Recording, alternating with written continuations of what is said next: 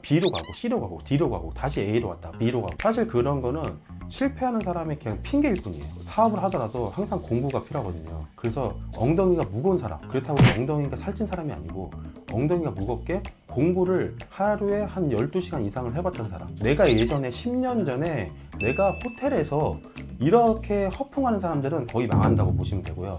노력할 때 머리가 부셔지게 아파야 돼요. 타이레놀을 한 달에 한 10개 정도 먹어야지 이 사업한다고 볼 수 있거든요. 로하트 마법사예요.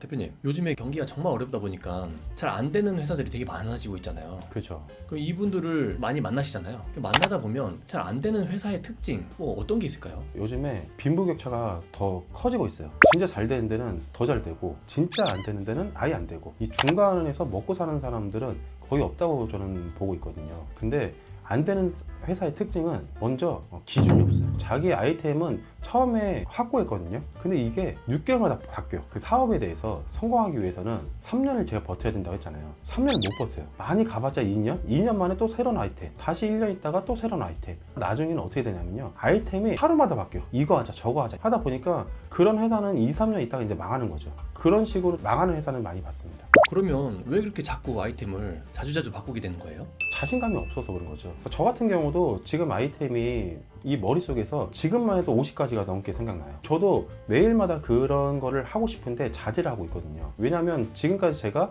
펼쳐놨던 사업이 있을 거 아니에요. 그 사업을 확실하게 만들어지기 위해서는 2, 3년이 걸린다고 했잖아요. 그럼 2, 3년 동안 계속 끌어당기면서 실패를 하면서 다시 올라오면서 그런 작업을 하고 있는 중이거든요.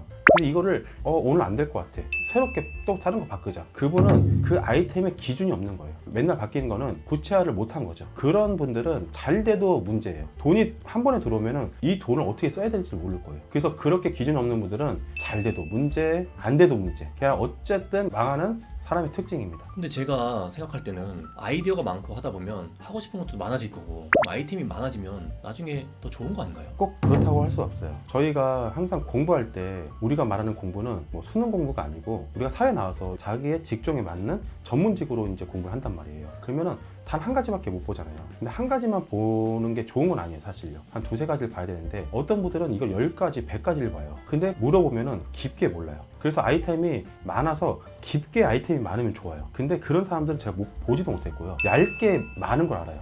사업을 했어요. 그러면 A라는 게 안 되면 그걸 참고 있어야 되는데 너무 다른 게 또 많은 거 아닌가? B로 가고 C로 가고 D로 가고 다시 A로 왔다 B로 가고, 이런 게 맨날 바뀔 수밖에 없거든요. 사실 그런 거는 실패하는 사람의 그냥 핑계일 뿐이에요. 저번에 저희 직원한테 부탁하려고 다른 대행사 대표님이 만나자고 한 거예요. 그래서 저도 그때 식사 자리여가지고 같이 만났는데 많은 얘기를 했어요.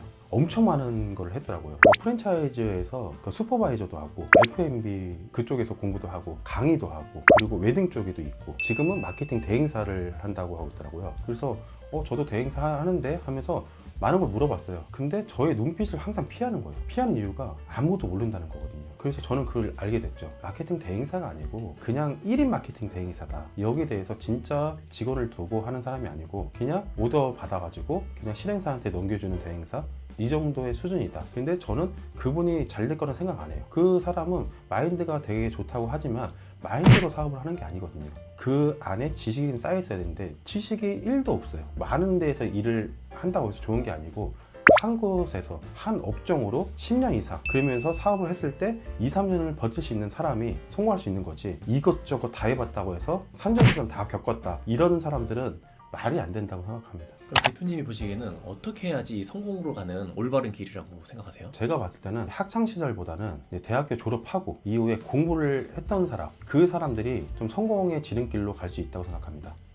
공부를 한다는 게 무슨 말인 거예요? 사업을 하더라도 항상 공부가 필요하거든요. 그래서 엉덩이가 무거운 사람, 그렇다고 해서 엉덩이가 살찐 사람이 아니고 엉덩이가 무겁게 공부를 하루에 한 12시간 이상을 해봤던 사람, 그래서 최소 자격증으로 보면은 공인중개사를 따본 사람, 이 사람들은 성공으로 갈 수 있는 확률이 높다고 보고 있습니다. 공부를 잘하는 사람은 왜 하고 어떻게 항상 근거를 찾아요. 근데 근거를 찾아야 되는데 일반 사람들은 누가 언제 어디서 이거를 많이 얘기를 해요. 내가 예전에 10년 전에 내가 호텔에서 이렇게 허풍하는 사람들은 거의 망한다고 보시면 되고요. 이렇게 공부를 해서 자격증을 취득했던 사람들은 항상 근거를 찾더라고요. 그러면 그 사람들이 사업을 하더라도 사업에 대해서 근거를 찾게 돼 있어요. 그래서 이게 왜 안 될까? 왜 잘 될까? 그러면 어떻게 앞으로 하면 더 잘 될까?